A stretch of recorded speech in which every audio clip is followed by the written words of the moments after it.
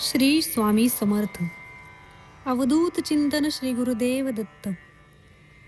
चिंता करणं सोडा आणि स्वामींची ही कथा ऐका.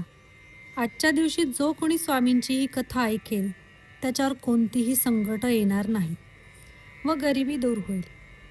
मनातील सर्व इच्छा पूर्ण होतील. इसवी सन 1856च्या सुमारास स्वामी अक्कलकोटमध्ये आले. ते मंगळवेढ्यावरून पहिल्यांदाच जेव्हा अक्कलकोट नगरीमध्ये आले तेव्हा त्यांनी गावातील खंडोबा मंदिरात मुक्काम केला. तो दिवस चैत्र शुद्ध द्वितीया शके 1778 अनंत नाम संवत्सरे रविवार दिनांक 6/4/1856 हा होता. दत्तात्रयाचे अवतार असलेले अक्कलकोटचे श्री स्वामी समर्थ महाराज 20 मार्च 2026 या दिवशी त्यांचा प्रकट दिन आहे. वार शुक्रवार. इसवी सन 1459च्या सुमारास श्री नृसिंह सरस्वती स्वामी महाराज यांनी गाणगापुरास निर्गुण पादुका स्थापन केल्या व त्यानंतर शैलयात्रेचे निमित्त साधून ते कर्दळीच्या वनात अदृश्य झाले. या कर्दळीच्या वनात सुमारे 300 वर्ष महाराजांनी कठोर तपश्चर्या केली.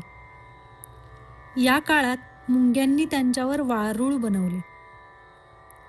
एके दिवशी उद्धव नावाचा एक लाकूड तोड्या त्याच कर्दळीच्या वनात लाकूड तोडत असताना त्याच्या हातून कुऱ्हाड निसटली व ती वारुळावर पडली.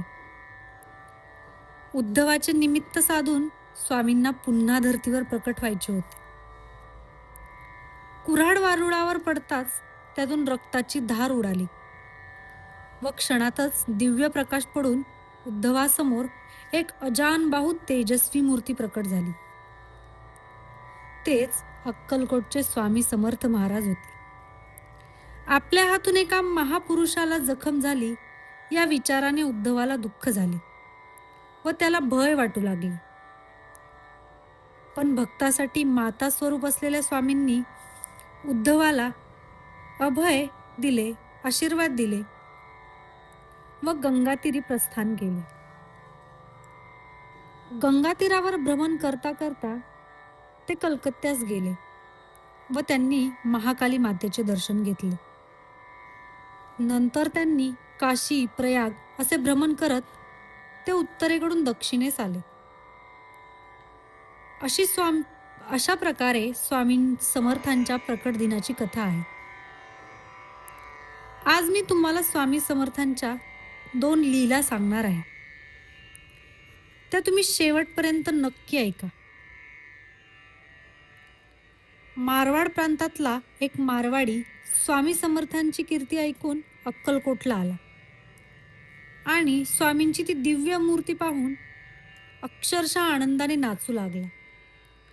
प्रत्यक्ष परब्रह्म दृष्टीला पडले आहे याची त्याला खात्री झाली होती. त्या मारवाड्याने मनाशी निश्चय केला की स्वामींच्या चरणाशी बसून आता फक्त त्यांची सेवा करायची, अक्कलकोट सोडायचे नाही. 3-4 वर्षे उलटून गेली तरी आपला लेक घरी येत नाही याची त्या मारवाड्याच्या वडिलांना काळजी वाटली. म्हणून आपल्या धाकट्या भावाला सोबत घेऊन त्या तरुण मारवाड्याचा बाप मारवाडवरून अक्कलकोटला यायला निघाला. तो अक्कलकोटमध्ये येऊन पोहोचला. आपल्या मुलाला पुन्हा घरी घेऊन जायचं या निश्चयानं आलेला होता. मारवाडी सोळप्पाला म्हणाला, माझ्या लेकाला स्वामी सेवेतून मुक्त करा. स्वामींजवळ तुम्ही माझी प्रार्थना करा. सोळप्पाने स्वामींना मारवाड्याबद्दल सर्व सविस्तर सांगितले. तो म्हणाला, स्वामी, तो तरुण मारवाडी जो तुमच्या अखंड सेवेत आहे त्याचा बाप आणि त्याचा काका आलेला आहे. त्यांना वाटत आहे आपल्या मुलाने परत घरी यावे, लग्न करावे, धंदा पाणी पाहावे. महाराज, तुम्ही त्यांच्यावर दया करा आणि मुलाला परत घरी घेऊन जाण्याची परवानगी द्या.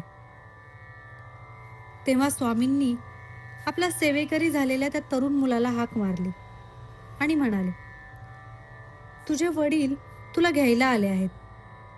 तू इथे राहिल्यामुळे त्यांना त्यांच्या धंद्यामध्ये मोठे नुकसान होत आहे. तू प्रपंचात अडकावा, कामधंदा करावा असे त्यांना वाटते. स्वामी त्याला म्हणाले, मी तुला आनंदाने परवानगी देतो.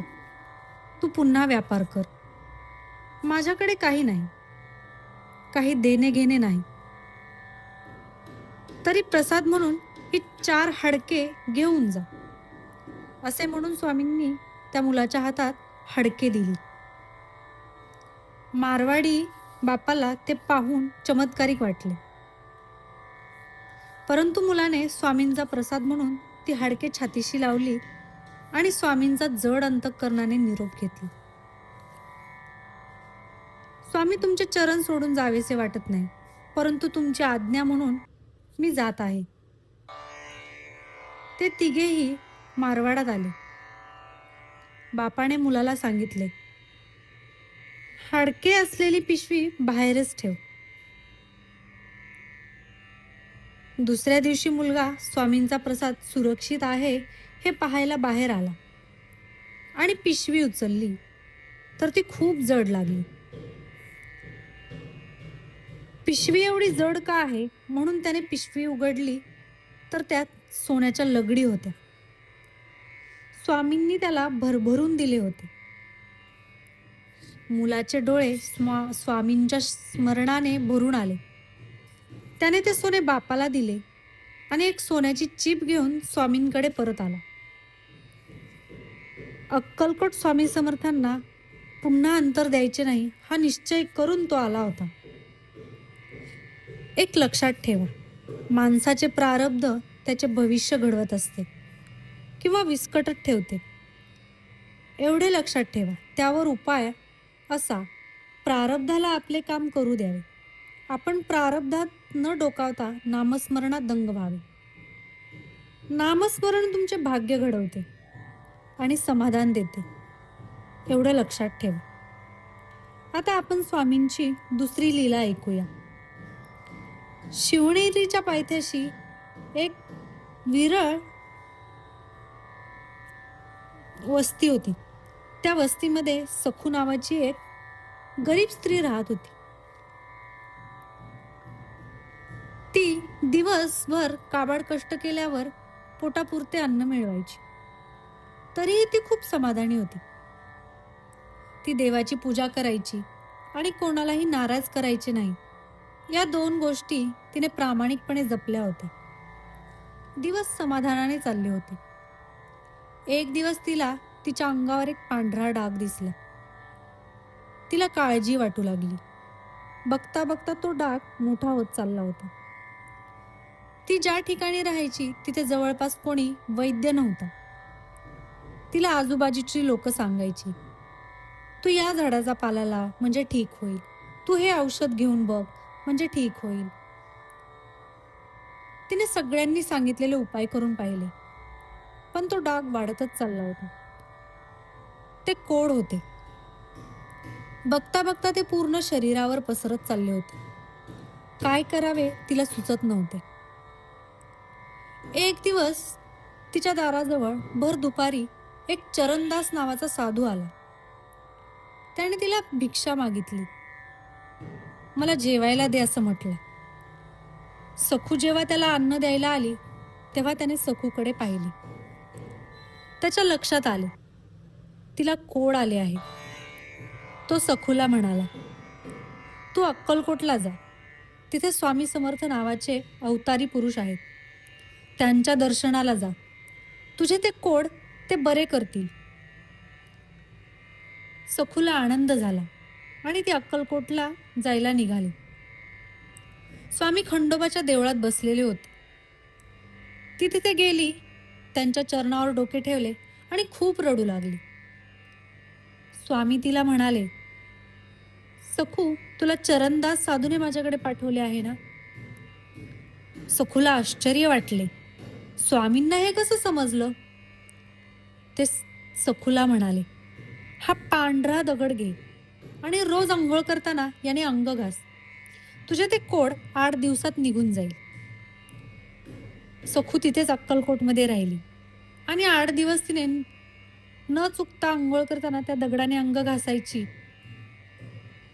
आणि स्वामींची सेवा करायची. बघता बघता 8व्या दिवशी तिच्या अंगावरचे संपूर्ण कोड निघून गेले.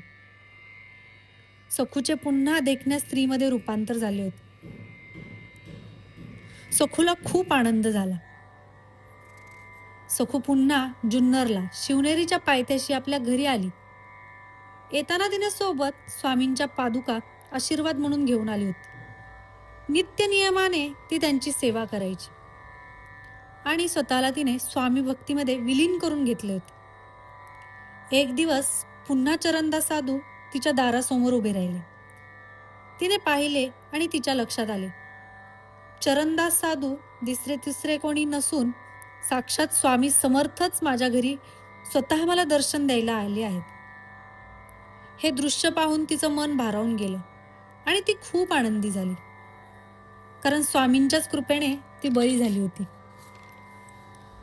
तिने स्वामींना दंडवत घातला. स्वामी आले तसेच क्षणार्धात अदृश्यही झाले. परंतु स्वामींनी सखूला दिलासा दिला होता की ते तिच्या पाठीशी आहेत.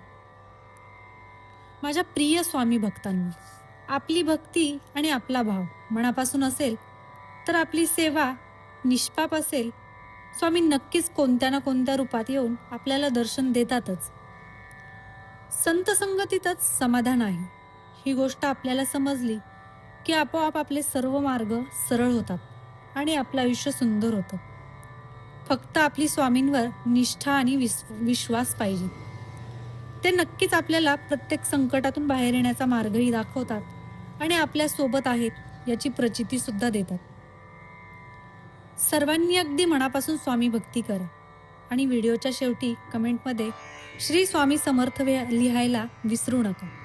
श्री स्वामी समर्थ. अवधूत चिंतन श्री गुरुदेव दत्त. माझा व्हिडिओ आवडला असेल तर नक्कीच माझ्या चॅनलला सबस्क्राईब करा.